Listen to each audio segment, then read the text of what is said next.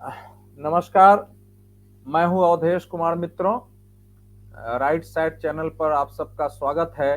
जैसा हम जानते हैं, इस समय उत्तर प्रदेश चुनाव अभियान परवान पर है और खासकर जब देश में यह स्थिति हो कि कोरोना के ओमिक्रॉन वेरिएंट के खतरे बढ़ने के कारण कभी भी चुनाव अभियान को सीमित किया जा सकता है, नियंत्रित किया जा सकता है, तो सारी पार्टियों ने जोर लगा दिया हुआ है। लेकिन लोगों को हैरत इस बात पर हो रही है कि उत्तर प्रदेश की एक प्रमुख पार्टी बहुजन समाज पार्टी आखिर चुनाव अभियान में कहां है। चार चार बार मुख्यमंत्री रह चुकी मायावती, जो कि हमेशा अपने आक्रामक तेवरों के लिए, आक्रामक अभियानों के लिए जानी जाती हैं, वो कहां गायब है। ये सवाल लगातार उठता रहा है। क्या मायावती चाहती हैं कि बीजेपी को बड़ी चुनौती न मिले, वो सत्ता में आ जाए, या मायावती की कोई और रणनीति है? क्या मायावती चाहती हैं कि मुसलमानों का वोट न बटे और एक मुश्त अखिलेश यादव सपा को मिल जाए, या फिर वो ओवैसी के खाते डलवाकर बीजेपी को जिताना चाहती हैं, या उनकी कोई और रणनीति? ऐसे सारे प्रश्न उठते रहे हैं। और जैसा हम सब जानते हैं कि मायावती बाकी अनेक नेताओं की तरह मीडिया के लिए उस ढंग से उपलब्ध नहीं है कि उनके साथ आमने सामने की बातचीत की जा सके, उनसे पूछा जा सके। उनके जो प्रवक्ता हैं, जो अन्य नेता हैं, उनसे बात करिए तो वो कह रहे हैं कि हम लगातार काम कर रहे हैं, हमारे लोग जमीन पर हैं, हम बैठ के कर रहे हैं और हमारा काम गांवों में ज्यादा है, इसलिए आपको दिखाई नहीं पड़ता है। सच यह है कि गांवों में भी बसपा के वोटर इस समय बहुत अनिश्चय की स्थिति में है कि हम करें तो क्या करें। और एक परिणाम यह आ रहा है कि बसपा का जो परंपरागत मतदाता है, वो किसी भी सूरत में समाजवादी पार्टी को वोट देना नहीं चाहता। 2019 के लोकसभा चुनाव में दोनों पार्टियों के बीच गठबंधन हुए थे, लेकिन जो परंपरागत बसपा के मतदाता थे, उनके लिए कठिनाई पैदा हो गई कि वो सपा को वोट करे कि न करे।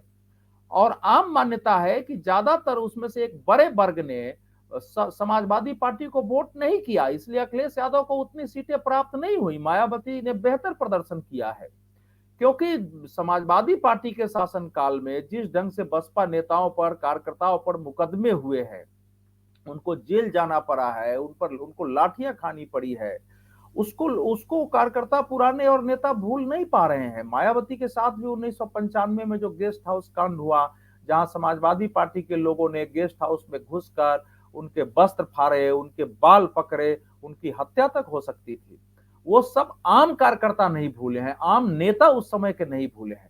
तो इसलिए उनकी कठिनाई यह है कि कहीं अगर बसपा ठीक से नहीं लड़ रही है, तो समाजवादी पार्टी को हराने के लिए क्या हमको भाजपा को वोट देना चाहिए।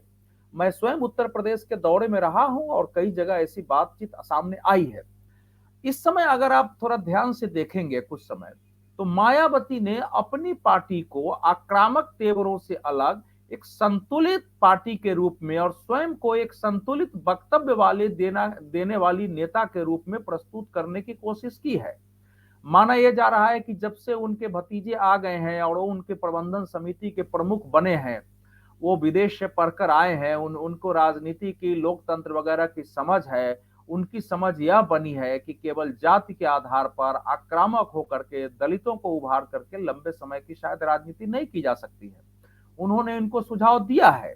2007 में मायावती जी ने स्वयं प्रयोग किया था कि हम सवर्ण पार्टियों का भी वोट लें, और उन्होंने नारा भी दिया था कि दलित और सवर्ण मिल जाएं तो फिर हम सत्ता में लगातार बने रह सकते हैं। और इसके परिणाम भी आए। उस समय नारे लगते थे, हाथी ब्राह्मण शंख बजाएगा, हाथी बढ़ता जाएगा। यह उस नारे के विपरीत था, जिसमें स्वर्गीय कांशीराम स्वयं मंचों से कहते थे कि तिलक तराजू और तलवार, मारो इनको जूते चार। और वो एक पड़े था और उसके परिणाम आए, बहुमत से सरकार बनी, 5 साल सरकार चली भी। तो जो मेरी समझ बनी है कि चुनाव में तो वो हैं, इसमें कहीं कोई दो मत नहीं है, चुनाव में वो हैं। अभी उन्होंने सभी जिला अध्यक्षों की बैठकें की हैं, अलग अलग चुनाव प्रभारियों की बैठकें किए हैं, फोन पर अपने कैंडिडेट्स के बारे में बातचीत कर रही हैं। और यह भी ध्यान रखने की बात है कि उत्तर प्रदेश में अगर चुनाव अभियान की देखा जाए, तो विपक्षी पार्टियों में सबसे पहले बसपा ने शुरुआत की थी।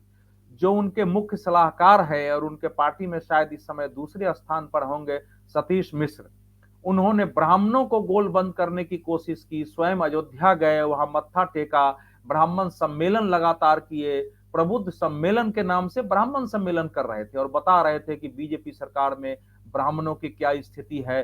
तो शुरुआत उन्होंने की थी कि 2007 की तरह ब्राह्मणों को बसपा के साथ गोलबंद किया जाए, क्योंकि एक आम धारणा बनाई गई है कि ब्राह्मणों का एक बड़ा वर्ग इस समय भाजपा सरकार के विरुद्ध है। हालांकि धरातल को देखने के बाद इसको स्वीकार करना कठिन है, लेकिन राजनीति में धारणाओं का महत्व है और मीडिया में ये बात चल रही है, तो पार्टियां उसका लाभ उठाने की कोशिश कर रही है। बसपा ने सबसे पहले शुरुआत की, उसके बाद अखिलेश यादव ने शुरुआत की ब्राह्मण सम्मेलन, ब्राह्मण नेताओं से मिलना।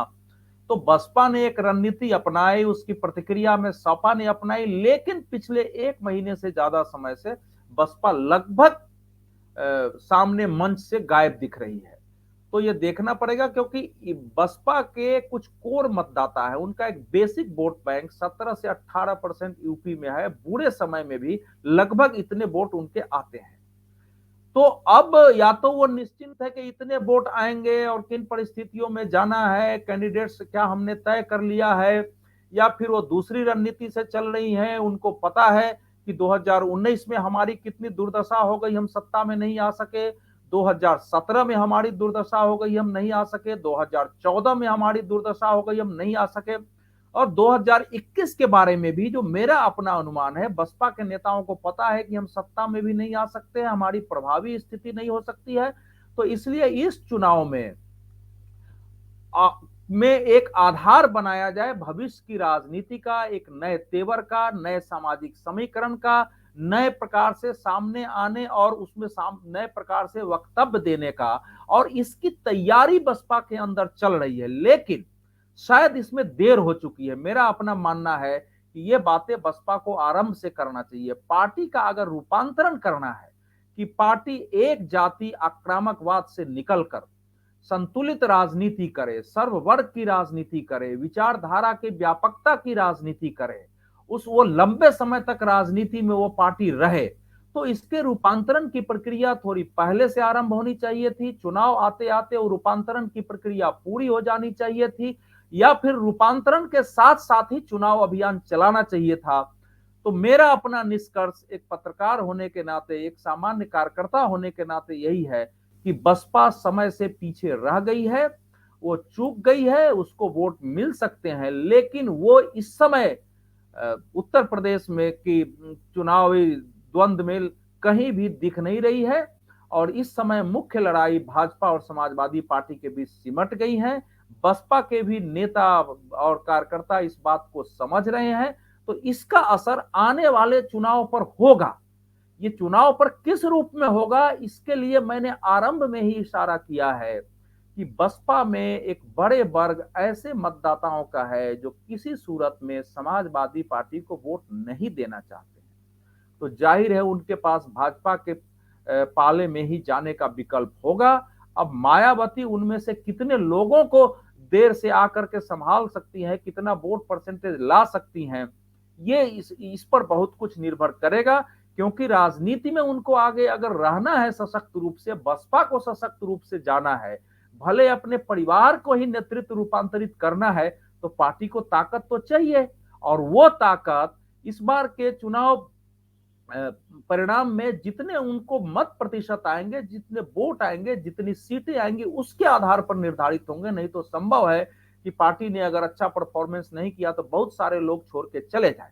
उनको यह भी पता है कि समाजवादी पार्टी ने इस चुनाव आरंभ के पहले सबसे ज्यादा किसी पार्टी को क्षति पहुंचाई है तो बसपा है।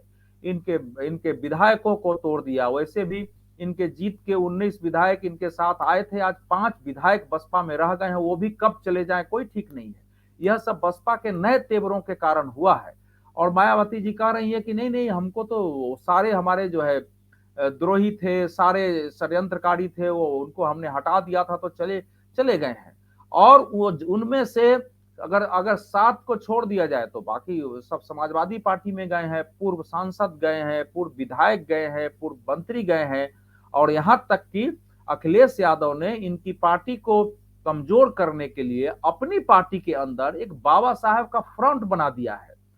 और मिठाई लाल भारती इनकी पार्टी के एक नेता थे बलिया से, उनको उन्होंने उसका संयोजक बना दिया है और वो कह रहे हैं कि बसपा अब बाबा साहेब के रास्ते पर नहीं चल रही है, मेरी पार्टी बाबा साहेब के रास्ते पर है। तो ये जो समाजवादी पार्टी ने स्थिति पैदा की है कि अपनी पार्टी में बाबा साहब के नाम से फ्रंट पैदा कर देना, उसमें उनकी पार्टी के नेता को संयोजक बना देना, उनके पूर्व अध्यक्ष तक को पार्टी में ले आना, और ये कोशिश की है संदेश देने की बसपा को कि भैया हम ही तो हैं तुम्हारे सामने, और बसपा के मतदाताओं को कि हम ही तो हैं तुम्हारे सामने, बसपा अब है कहाँ, पार्टी के नेता हमारे पास आ रहे हैं, बाबा साहेब पर हम काम कर रहे हैं, सारे लोग हमारे साथ हैं, इसलिए उस कोर मतदाताओं को भी लुभाने की वो कोशिश कर रहे हैं। अब बसपा इस धक्के से कैसे उबरेगी यह देखने वाली बात होगी, लेकिन मेरा फिर निष्कर्ष वही है कि संभवतः मायावती इस चुनाव में एक बेसिक परफॉर्मेंस के साथ अगले चुनाव में या अगले लोकसभा चुनाव में खासकर 2024 में अपने पूरे तेवर में अपनी आक्रामकता के साथ आने की रणनीति से आ रही है और इस चुनाव में कुछ समय बाद उनकी आक्रामकता दिखाई पड़ेगी। मित्रों धन्यवाद, आज के लिए इतना ही। मैं आपसे समय समय पर राइट साइड चैनल पर मिलता रहूंगा। आपके भी कुछ प्रश्न होंगे या आप कोई विषय चाहते होंगे देश और दुनिया की राजनीति, संस्कृति, धर्म, समाज, किसी भी विषय पर, रक्षा, विदेश नीति, अंतरराष्ट्रीय संबंधों पर, आतंकवाद पर, अगर आप कुछ मुझसे पूछना चाहते होंगे तो उस पर भी मैं बोलने की, उसका विश्लेषण करने की और आपके सामने अपनी बात रखने की कोशिश कर सकता हूं। धन्यवाद।